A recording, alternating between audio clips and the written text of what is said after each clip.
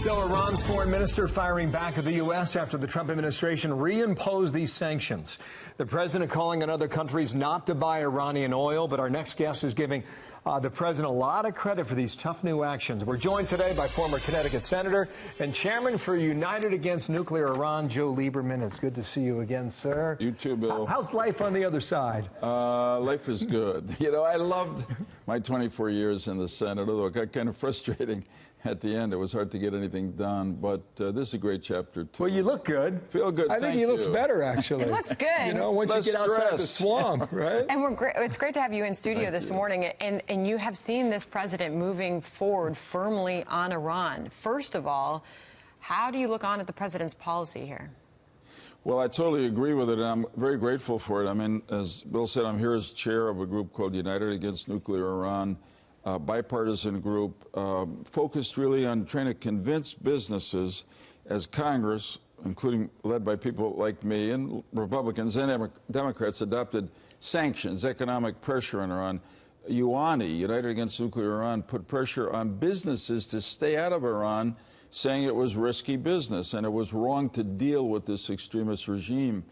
At the negotiations, the so-called P5+1, including the Obama administration, I think gave away all that pressure for a very inadequate agreement. Temporary pause in nuclear weapons development, nothing about limiting missile development or any of the other bad behavior of Iran. And, you know, it looked like we were going to have to figure out how to live with it. But then President Trump comes along and does exactly what he said he would do during the campaign. It's a whole new world. So he reimposed these sanctions the other night, midnight. Yeah. They took effect Tuesday. Right. And now he says more are coming in November. Will they work? I think they're going to help because I think particularly they're coming at a time when there's more instability in Iran than there's been for a long, long time, probably since the protest after the fraudulent elections in June of 2009. What I mean is the economy is tanking. The rial, the currency of Iran, has lost 80% of its value in the last year. Unemployment is sky high.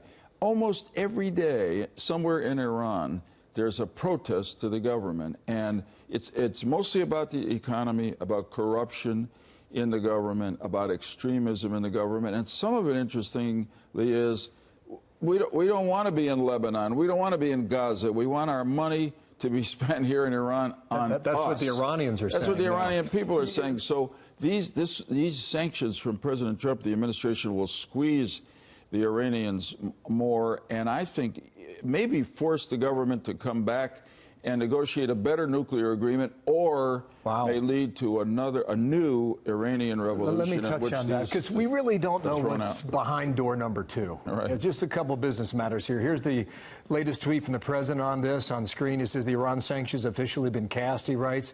These are the most biting sanctions ever imposed. And in November, they ratchet up to yet another level. That's when the oil sanctions kick in on November 5th. Anyone doing business with Iran will not be doing business with the United States. That's a direct message to the Europeans. I'm asking for world peace, nothing less. In contrast, Nancy Pelosi came out and basically slammed this agreement. Here's what she said. This counterproductive action only diminishes America's international credibility, erodes our relationships with our NATO and EU allies, and sets back the path toward a more stable region and peaceful non-nuclear future. Now, you just said something. You believe this could lead to a second revolution in Iran. I do. What is that revolution? What is that leadership? What is that country without the mullahs in charge? Yeah, it's not going to be easy. It's going to be chaotic, and I'm afraid these mullahs are capable of behaving just like Assad has in Syria. If their people rise up, they'll turn their guns on their own people. But maybe not. And what I see is a country where the majority of people are really fed up with the government. And there's every reason for them to be fed up. No freedom, but really no economic opportunity. A lot of corruption at the top of the government. And I think these sanctions, you know, businesses, the European governments are clinging to this Iran nuclear agreement.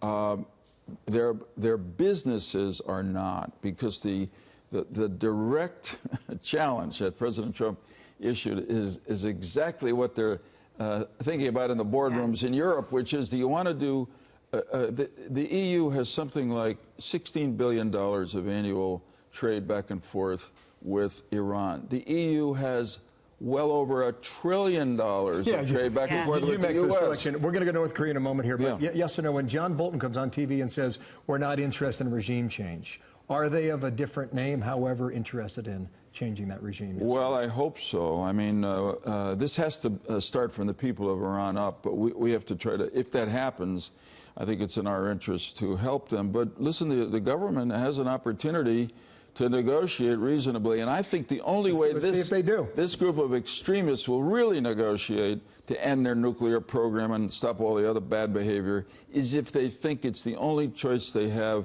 to keep their regime in power.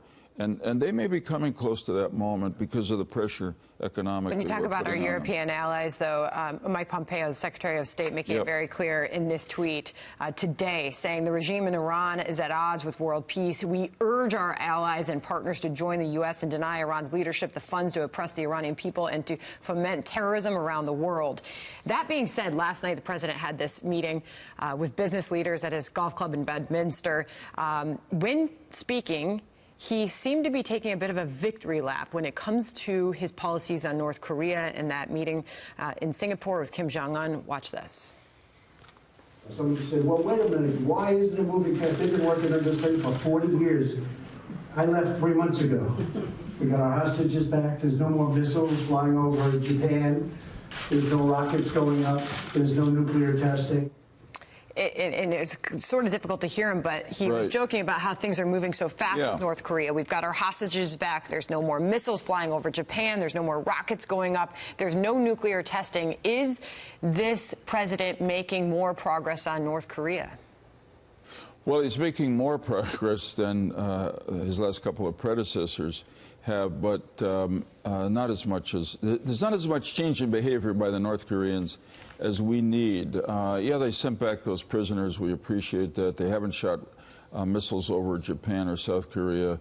But as you know, and John Bolton has validated this in recent days, our intelligence community is very clear that there's continued activity at the North Korean nuclear and missile development sites. So they really haven't stopped their program. There's a lot more that they've got to do. So it's too early to take a victory lap. There's been some progress, but the North Koreans have played previous American presidents of both parties, getting money from us, saying that they would change their behavior, taking the money, and then not changing their behavior. And President Trump obviously has to watch out for that. I hope you come back. Will you? I will. We got midterms to talk about, all kinds of stuff. All right? I'd enjoy that. Thank you. Thank you, Senator. Have a good day. With us Thank today. you. Thank you.